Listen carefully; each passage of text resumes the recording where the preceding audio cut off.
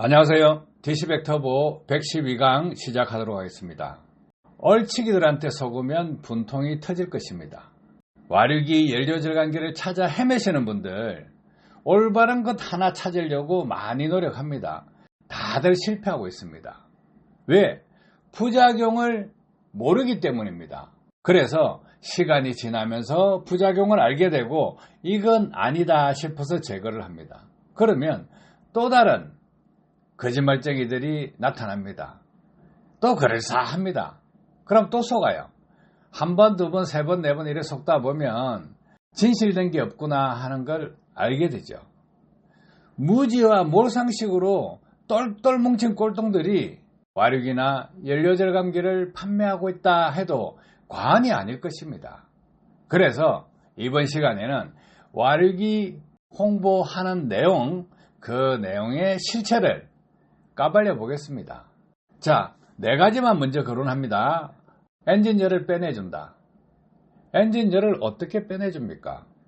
엔진열을 빼내준다 하면 쉽게 생각해서 우리가 부엌에서 환풍기를 틀어놓죠. 환풍기를 틀면 그 환풍기가 돌면서 부엌에 있는 뜨거운 열을 밖으로 빼내줍니다. 그런데 와류기는 고정대가 있고 그 관 속에서 그만큼 저항체가 생겨 있기 때문에 공기 흐름을 오히려 막습니다. 그래서 빼내준다는 말은 맞지 않다예요. 그러면 긴 오르막길을 탔는데 엔진 온도가 올라가지 않는다, 낮아졌다, 5도가 떨어졌다, 10도가 떨어졌다 합니다. 왜 떨어질까요? 떨어지는 이유는 연소 효율이 좋지 않기 때문에, 매연 발생량이 많기 때문에 엔진 온도가 올라가지 않습니다. 연소 효율이 높으면 연비가 올라가야 됩니다. 그런데 화물차에 와류기 장착하고 중량 적재를 하고 긴 오르막길을 주행했을 때 연비가 올라갑니까? 연비가 올라가지 않습니다. 그것은 연소 효율이 나빠졌기 때문입니다. 그러면 내리막길을 주행한다. 그러면 연소 효율이 올라갑니다. 자, 왜 그럴까요? 자동차 메이커에서 합기관 및 배기관을 설계할 때 평균값으로 관을 설계합니다. 광경을 축소했을 때는 내리막길 평길에서는 도움이 됩니다. 광경을 확대했을 때는 긴 오르막길 고속주행에서 유리합니다. 그래서 평균값을 적용해서 합기관 및 배기관을 설계하기 때문에 결과론적으로 와류기를 장착했을 때는 평길, 경량적지에 내리막길 주행 이런 조건에서는 도움이 된다예요. 그런데 오르막길에서는 어떻게 하냐? 손해라는 거예요. 그리고 가속 페달을 푹푹 밟는 조건, 즉 회전당 연료 분사량이 많은 조건에서는 또 손해를 봅니다. 그래서 엔진열을 빼내준다 하는 것은 망상에 지나지 않습니다. 자, 그 다음 와류기를 장착해 놔놓고 장착 즉시 효과가 나와야 됨에도 불구하고 학습을 하면 더 좋아진다, 학습하는 시간이 필요하다, 이런 이야기를 합니다. 시간 때우기죠. 자, 단순하게 생각을 해봅시다. 엔진이 학습을 합니까? 학습 안 합니다. 학습과 보정 이런 이야기를 하는 것은 과거에 불안자식 엔진, 카브레라 엔진에서는 있지도 않은 내용입니다. 그런데 전자제어식 엔진이 나옴으로 해서 학습을 한다고 자꾸 그쪽으로 밀어붙입니다. 학습요? 생명체도 아닌데 어떻게 학습을 하냐예요. 학습이라는 것은 전자제어 쪽에 관련된 것입니다. 프로그램 값이 바뀐다는 거예요. 프로그램 값이 바뀐다고 하면 와류기로 프로그램 값을 바꾼다 이 이야기입니다. 그러면 전자제어 장치, 각종 센서에 영향을 미친다 이거예요. 그게 학습입니까? 엔진이 4기통이라 하면 1개의 실린더가 고장났다 하면 3개의 실린더죠. 그럼 출력 떨어지고 연비 떨어지고 부조 생기죠. 그러면 실린더 1개를 복구해서 4개의 실린더가 정상적으로 연소된다 하면 정상화됩니다. 그래서 고장난 것을 원복시키는 것, 그건 정비 분야입니다. 그런데 와류기를 장착해 놔놓고 정한수 떠놓고 기도하는 것도 아닌데 학습을 해서 좋아진다 하면 말이 안 맞는 거죠. 그래서 학습하는 사람들 그만큼 무지하다는 거예요. 와류기를 판매하는 사람과 와류기를 구매해서 장착하는 사람 희망사항입니다. 그냥 정한수 떠놓고 기도하세요. 미신을 믿지 않는다면 아예 믿지 마세요. 학습이라는 단어가 나오는 동시에 저 사람은 자동차 엔진에 대해서 전자 제어에 대해서 전혀 모르는 맹탕이구나 생각하시면 됩니다. 아셨죠? 자, 그러면 다음 보겠습니다. 과거부터 와류기를 판매하는 사람들이 본넷들을 열어놓고 워시액을 보충할 때 워시액을 거꾸로 꼽아서 돌립니다. 돌리면 잘 들어갑니다. 그래서 와류기를 장착해 놓으면 회전하기 때문에 더 잘 들어간다. 공기가 과급된다. 이렇게 주장을 합니다. 웃기는 이야기예요. 워시액 통 밑부분을 잘라버리고 깔때기 같이 만드는 상태에서 부어보십시오. 더 잘 들어갑니다. 깔때기 같이 만들어 놓고 워시액을 돌리면 어떻게 될까요? 워시액이 원심력으로 인해서 워시액 통으로 돌기 때문에 오히려 더 안 들어갑니다. 흡기관 및 배기관에 와류기를 삽입하면 와류로 인해서 공기 흐름을 나쁘게 만듭니다. 그런데도 워시액을 돌리니까 빨리 들어가니까 착각을 일으키고 혼동이 발생합니다. 그래서 워시액 돌리면 잘 들어간다 이런 주장을 펼치시면 워시액 통 밑을 잘라버리고 물을 가득 넣고 그냥 탁 떼보세요.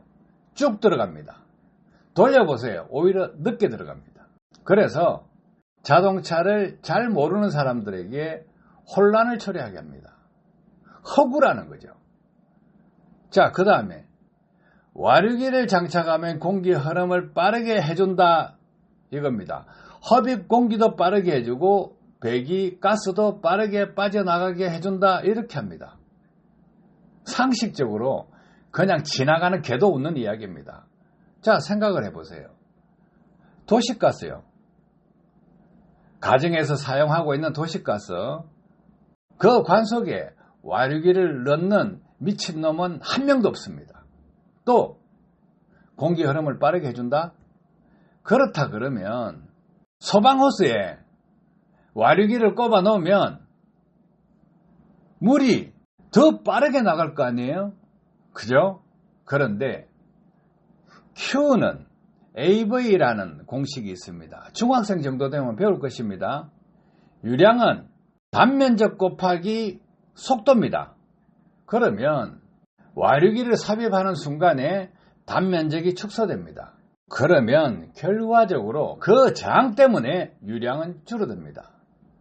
그래서 와류기를 장착해둔다 하면 그 저항으로 인해서 출력이 떨어집니다. 무부하 상태, 부하 상태를 구분해보면 답이 나옵니다.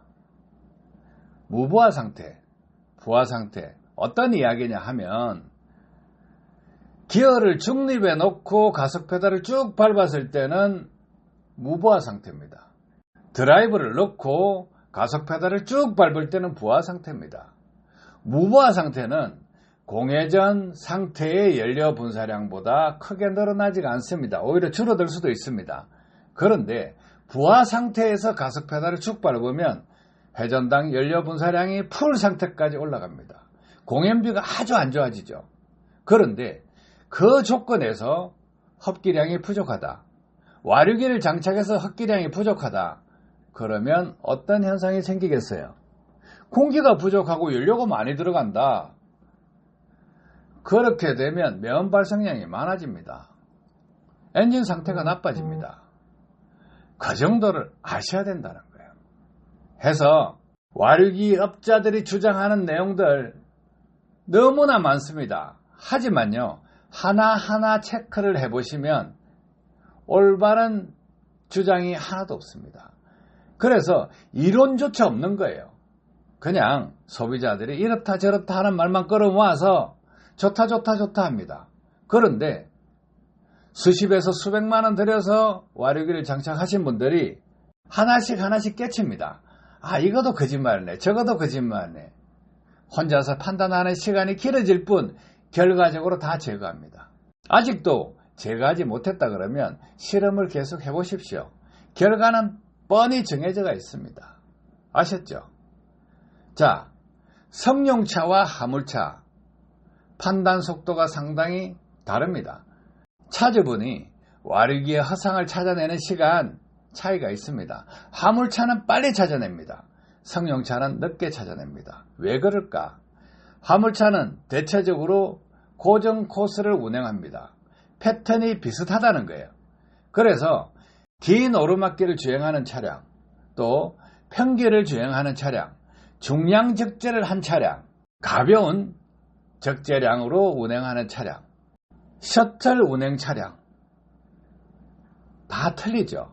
그래서 운행하는 조건에 따라서 달라지기 때문에 찾기가 어렵다고 생각하지만 화물차들은 주로 하루 운행거리와 하루 연료 소모량을 체크를 하고 있습니다. 유가 보조를 받기 때문에 운행거리만 정해놓으면 몇 리터 사용했다고 안다는 거죠. 그러면 연비가 나오지 않습니까? 그래서 연비를 산정해보면 이거 엉터리네. 바로 안다는 거죠. 그러면 부작용이 있는지 없는지 이 부분은 시간이 걸립니다. 그런데 시간이 갈수록 연비가 더 떨어집니다. 왜 떨어질까 이거예요. 엔진 상태가 나빠지기 때문입니다. 하루하루 골병이 든다는 거예요. 그러면 결과적으로 손해다. 그죠? 그래서 종합적으로 판단하시라는 거예요. 와류기를 장착한다 하면 헛개감 및 배기간경을 축소하는 것과 무엇이 다르냐 이거예요. 그것을 판단하셔야 됩니다. 와류기를 장착했다 하면 헛개감 및 배기관 간경 축소해보세요. 아니면 장체를 삽입해보세요. 그러면 그런 효과가 나타날 것입니다. 와류기 판매자들은 알려주지 않습니다. 부작용을 굳이 알려줄 필요가 있을까요? 돈 버는데 방해가 되는데. 차를 잘 모르는 사람들을 현혹해서 돈 뜯어먹기 위해서 이렇게 거짓말을 나열하고 있습니다.